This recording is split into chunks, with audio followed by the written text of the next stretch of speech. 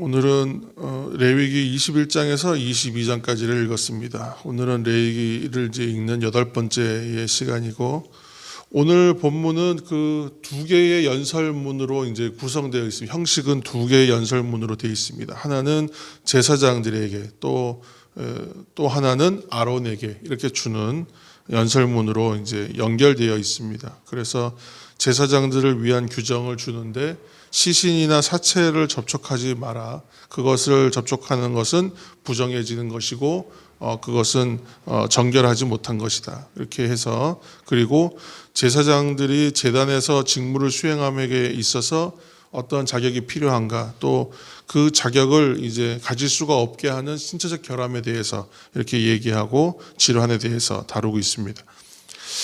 제사장들은 고대 이스라엘에게 있어서는 절대적인 지도력을 가진 존재들입니다.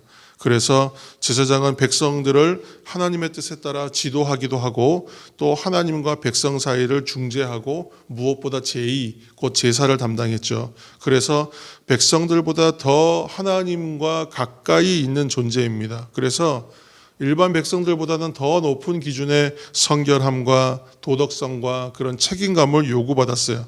그래서 특히 그 가운데에서도 대제사장은 휘장 안으로 들어가는 존재입니다. 그렇기 때문에 더욱 거룩하게 구별돼야 하는 삶을 살아야 한다. 그것을 요구받은 것인데, 어떠한 삶을 요구받았냐? 오늘 이제 말씀 중에는 세 가지 면에서 얘기하고 있죠. 그래서 더욱 높은 수준의 거룩함으로서, 첫째는 죽은 시신과 접촉하면 안 된다. 이것은 아내 정도, 자기의 아내가 죽었을 경우 정도는 그럴 수 있지만, 그 외에는 아예 사체를 가까이 하지 말라고 하는 거예요. 왜냐하면 사체는 죽음을 의미하잖아요. 그래서 대제사장은 생명을 다루는 사람입니다. 그렇기 때문에 생명을 다루는 존재가 죽음과 가까이 하지 말라, 그런 것이죠. 오늘날의 죄와 연관하면 조금 우리가 이해가 쉽습니다. 둘째로는 어떤 거룩하고 이제 속된 것들을 이제 구분해야 하기 때문에 정결함과 부정함을 구별할 수 있는 존재여야 한다. 그래서 부정함과 속된 것을 거룩함과 정결함의 자리에 가져올 수 없다. 그래서 첫 번째는 결혼에 대해서, 또 장례에 대해서 시신 다루는 것이죠. 세 번째는 신체적 조건에 이르기까지 이렇게 엄격한 규율을 받는 것입니다. 그리고 제사와 관련한 직무를 감당해야 되기 때문에 늘 스스로 정결함을 지키고 유지하고 조심하고 삼가해야 합니다. 우리는 그러면 옛날 그 제사장들처럼 오늘날 이 세대의 제사장으로 부름받은 그리스도인들이기 때문에 우리들도 이런 거룩함을 추구하는 삶을 살기 위해서 힘쓰고 애써야 하는 것이죠. 그리고 오늘 이제 일반 백성들보다 제사장이 조금 더 하나님께 가까이 가 있는 존재라고 얘기했고, 대제사장은 더 가까이 있는 거죠. 그렇게 따지면 오늘날 그러면 일반 성도, 또 항존직 직분자들, 또 목회자들, 이렇다면 평신도보다는 더 큰 책임감을 가지고 있어야 하지 않냐, 그렇게 우리가 생각해야 되는 것입니다. 그렇게 우리가 어떠한 삶을 살아야 하는가, 오늘 이 새벽에 생각해 보면 그 디모데전서 3장 2절, 베드로전서 5장 2절, 베드로전서 5장 3절, 이런 말씀들을 이제 신약에 있는 말씀들을 통해서 우리가 묵상해 보면, 먼저 하나님의 말씀에 순종함으로 우리가 정결할 수 있다. 그렇게 해서 우리는 계속 하나님의 말씀대로 살고, 말씀을 깨닫고, 또 말씀에 순종하는 삶을 사는 것, 또 하나님의 말씀이 나에게 주시는 그 말씀이라는, 곧 말씀이 나에게 이야기하게 하시는 것, 그것을 통해서 나에게 주시는 말씀으로 깨달아서 그 말씀대로 살아내는 것, 그것을 우리가 지금 얘기하고 있고, 또 우리가 거룩함이라고 하는 것은 사랑을 그 기반으로 하고 사랑을 동반한다. 거룩은 사랑과 등을 맞대고 있는 쌍둥이 같은 존재다, 그렇게 말씀드렸는데, 그것처럼 사랑을 품고 사랑을 또 나눠주며 그 마음으로 사람들을 세워가는 것, 지체들을 이끌고 회중을 인도하는 것, 그렇게 해야만 그건 참된 리더십, 서번트 리더십이라고 그러잖아요. 섬김의 리더십이라고. 오늘날은 위에서 명령하고 군림하는 것이 아니라 내가 사랑으로 더 섬기고 실천하고 낮아지고 엎드려져서 그것을 통하여 사람들을 밑에서 오히려 떠받쳐 주어서 세워가는 것이죠. 그건 사랑이 동반된 것입니다. 그것이 오늘날의 거룩함으로 우리는 이해할 수 있다. 그리고 세 번째는 권력이나 특권이 아니라 은혜 충만함으로 모범이 되어야 한다는 것입니다. 그래서 사람들보다 조금 더 하나님 앞에 가까이 있는 존재로서 저 사람은 그리스도인이고 저 사람은 교회의 직분자고 저 사람은 교회의 목회자고 그렇기 때문에 하나님이 주시는 그 은혜가 더 충만하구나. 그 은혜에 대해서 더 모범이 되는 존재. 그것이 오늘날에 우리가 나아갈 수 있는 거룩함의 자리라고 생각합니다. 그러니까 이러한 책임들이 있지만 동시에 이것은 또 특권이기도 하죠. 그렇죠? 그래서 잘 섬기고 그 자리에 합당한 인생을 살 때에 하나님의 어떤 은혜와 복주심과 하나님의 관심이 그들에게 더 있을 수밖에 없지 않겠습니까? 그래서 물론 하나님은 모두를 사랑하시고 하나님의 은혜는 누구에게나 편만하게 임하는 것이지만 하나님 앞에 특별히 더 가까이 가서 우리가 빛에 더 가까이 가면 뭐가 더 짙어지냐 하면 나의 그림자가 더 짙어지지 않습니까? 그래서 하나님께 가까이 감으로 인하여 나의 죄, 나의 하나님 아닌 것을 더 철저하게 제거하고 온전히 하나님의 사람 되는 것, 곧 거룩함을 온전히 완성해가는 그 사람이야말로 시편 1편에 말하는 것처럼 복 있는 그 사람이 되지 않겠는가 하는 생각인 것입니다. 그래서 또 이러한 책임들이 있고 또 특권이 있었다. 제사장들은 공개를 받았죠. 그렇죠? 제사장은 음식을 공급받았습니다. 혹시 신체적인 결함이 있어서 제사는 드리지 못하는 제사장들도 사실은 삶을 다 보장받았습니다. 그래서 그들이 동일하게 제사장이 먹는 음식들을 다 받을 수 있어서 그들의 생활이 지켜졌던 것입니다. 그것처럼 오늘날도 목회자들에게 어떤 생활비를 주고 그들의 살 수 있는 환경들을 제공하는 이유는 그것처럼 더 그런 부분에서 책임감이 있기 때문에 또 동시에 그런 특권도 그들에게 허락하는 것이죠.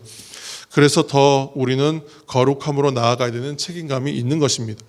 마지막으로 희생제사의 제물이 되는 짐승들에 대해서도 말씀하시는데 그것은 모든 생명의 창조자이신 하나님께서는 백성들이 거룩한 제단 위에서 희생되던 짐승들의 이제 죽음에 대해서 너무 무감각해질까봐 무감각한 태도를 가질까봐 염려하셨던 것 같아요. 그래서 오늘 그 말씀들을 보면 두 개의 어떤 규칙들이 나오는데 하나는 태어난 짐승은 8일이 될 때까지는 희생제사로 드리지 않는 거예요.